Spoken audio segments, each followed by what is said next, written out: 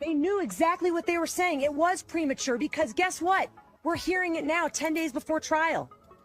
No body. There's no evidence. And they locked Mr. Morphew up for 5 months in a jail cell. 5 months.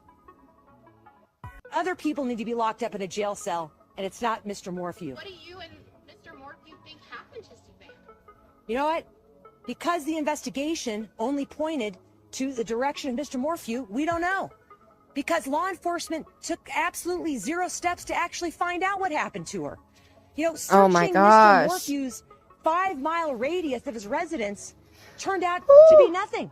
70,000 hours, man-hours to try and find her. Which is standard in any missing person case. Law enforcement used all their rich resources and they actually looked elsewhere, looked for her being abandoned. Follow these leads that they had from these CODIS matches of sex offenders that were involved in crimes in other states that were linked to the car that Miss Morphew owned and that was in her garage. Follow the leads. They didn't. They didn't follow the leads. This case was dismissed without. So she's wanting us to believe that Suzanne really went out on that bike ride and was hijacked, abducted from the bike ride. That's what she wants us to believe. That's the exact same script that Barry tried to give law enforcement the night he got back to where the bike was found. The exact same information. Pretty scripted, in my opinion. I believe, in my opinion, allegedly, that Barry is responsible for Suzanne's disappearance. I also believe, in my opinion, allegedly, so I can't be sued. Okay, that's why I repeat that. I believe Barry has been back to where Suzanne is, allegedly. I've had visions. I've had a dream. I had a dream that was clear as day. I woke up and typed it on my community tab as soon as I woke up. I had a dream that I saw Barry Morphew driving his truck. This is the first time that I've actually, I think, seen him in his truck when he just left the courthouse right here. I've never seen that black truck before. I don't know if that's the truck that he's owned all along. I honestly am not for sure, but that's the vehicle that I saw him in. He was driving it down the road. He was going from left to right in my dream on a 2-lane road on a highway where he was traveling kind of fast. You know, it wasn't in town. It wasn't a residential road. And he kept looking over to his left and he was looking at where Suzanne is, where she is hidden, where I believe she is buried, where I believe she is buried. The Colorado Bureau of Investigation won't say the exact location where they found Suzanne's remains last Friday, only that it is near Moffett. You're looking at an aerial view of that part of Saguache County. Investigators were on site for a different case when they came across Suzanne's remains, positively identified on Wednesday by the El Paso County coroner. Where I believe she is buried. I don't know that location, but I saw him looking over there. And it didn't happen just once. It was multiple times. Every time he drove past that spot, he stared that spot down. There were some times that he was riding in the truck by himself, and there were times that he had people with him in the vehicle. But he looked over at that spot. The people with him had no idea what he was looking at, but he was looking at the burial site of what I believe was Suzanne Morphew. He was looking at the burial site of what I believe was Suzanne Morphew.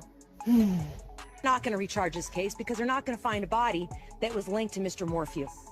And the prosecution is saying right now in their motion, and I don't take much of their word to be true, actually, but if you take their word to be true, they're saying that they will not refile the case unless they find a body.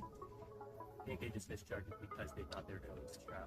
Yes, they absolutely dismissed this case at this point because they knew they were going to lose this trial and Mr. Morphew was going to be acquitted and exonerated. Well, I believe that. I believe that they filed for dismissal because the majority of their evidence was refused in court. They had 16 experts and only 2 of them were accepted. 2 out of 16. How is that possible?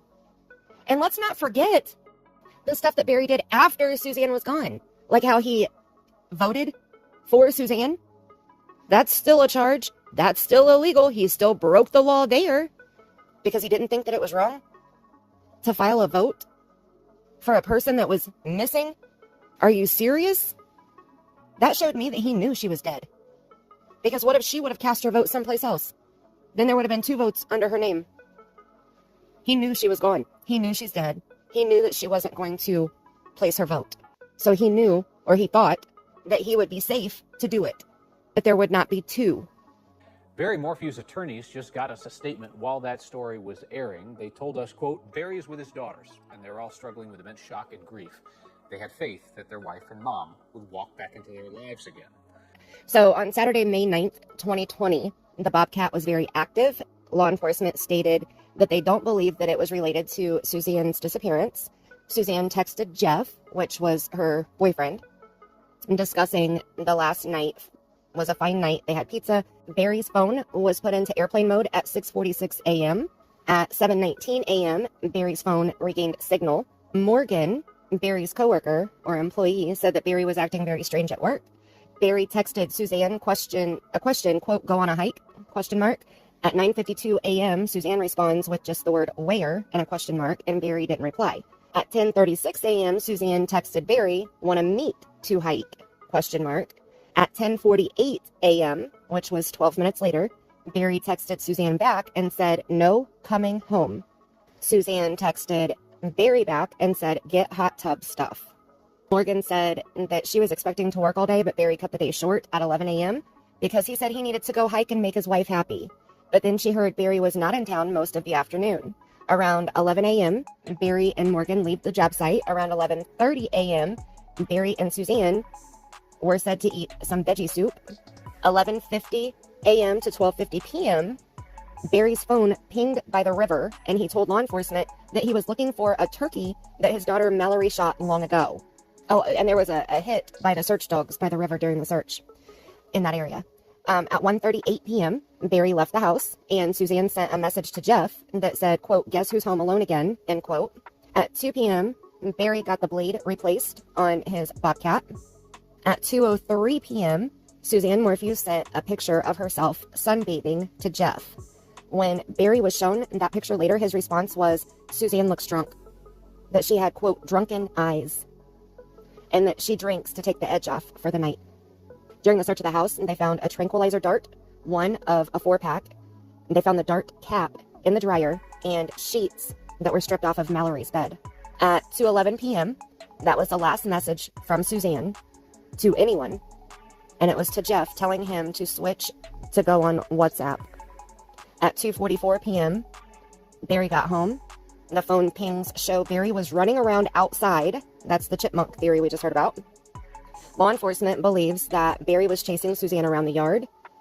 Barry claimed that he was chasing chipmunks, that he shoots chipmunks. He said, quote, I've shot 85 chipmunks, end quote. He said that he used a .22 to shoot them, and a tranquilizer can be used with a .22. Now, there were many things that Suzanne had done the week before her disappearance. Like on Tuesday, May 5th, she dropped her daughters off for a trip that was supposed to last from the 5th through the 10th.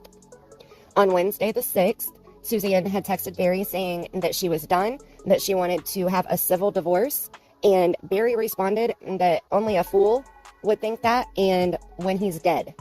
On Friday, the 8th, Suzanne was making 50 reasons to leave. Between 8 p.m. and 9 p.m., Suzanne Facebook codes reset, and there were 23 friend requests that were sent out that night, which 20 of those friend requests were men. And that was between 9 p.m. and midnight on Saturday or on Friday, May 8th.